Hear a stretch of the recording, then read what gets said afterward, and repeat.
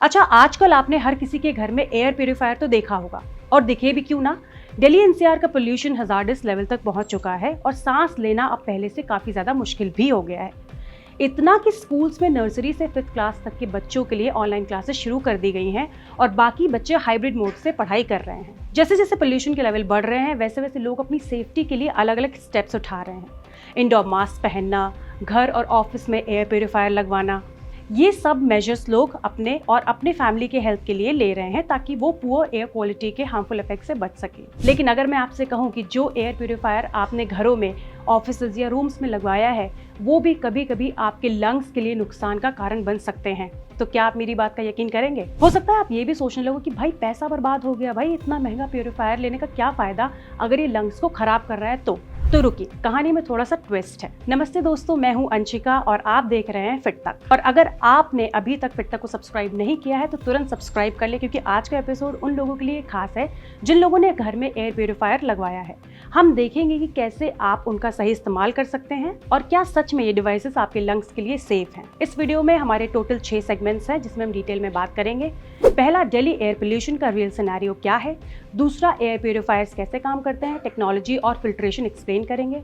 Indoor air और lungs पर उनका impact, truth versus myths, risk, limitations and misconceptions, practical tips for safe use, कैसे maintain करें और मैक्सिमम बेनिफिट कैसे पाएं।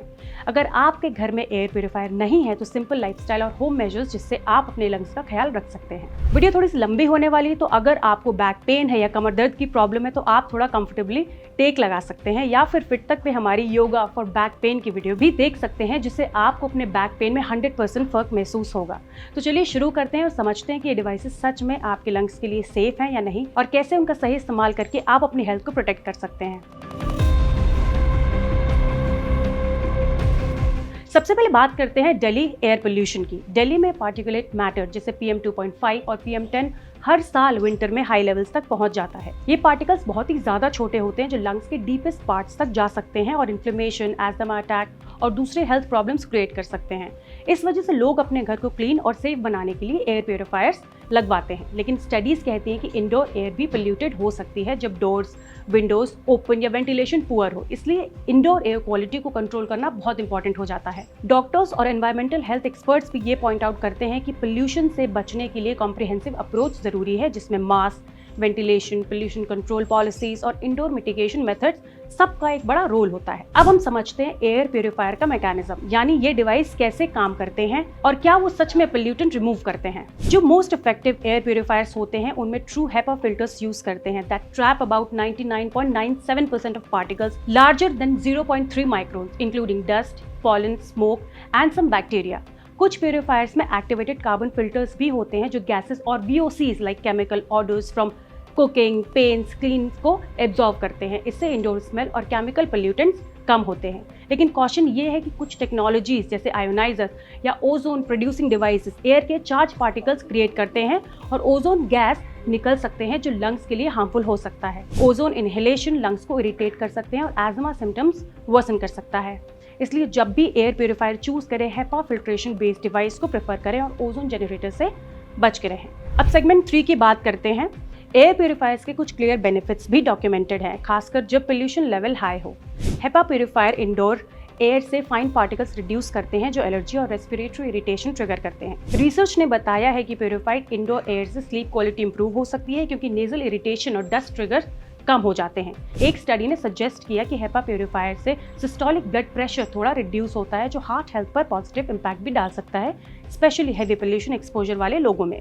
लेकिन एक इंपॉर्टेंट पॉइंट ये भी है कि direct evidence linking air purifiers to overall health outcomes like disease prevention थोड़ा सा लिमिटेड है, especially in real human settings. Segment 4, risk, limitation and misconception. अब हम उन रिस्क और लिमिटेशन की बात करते हैं जो कॉमनली इग्नोर हो जाते हैं। आयोनाइजर्स ozone producer.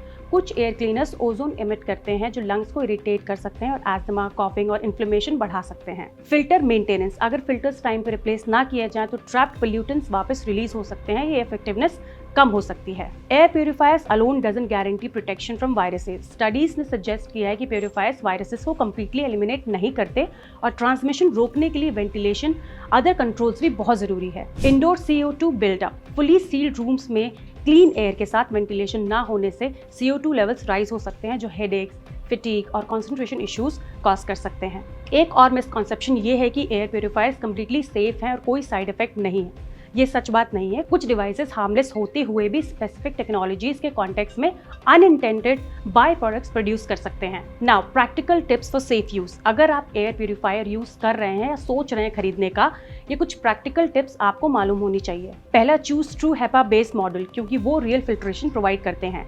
Match room size with CADR rating.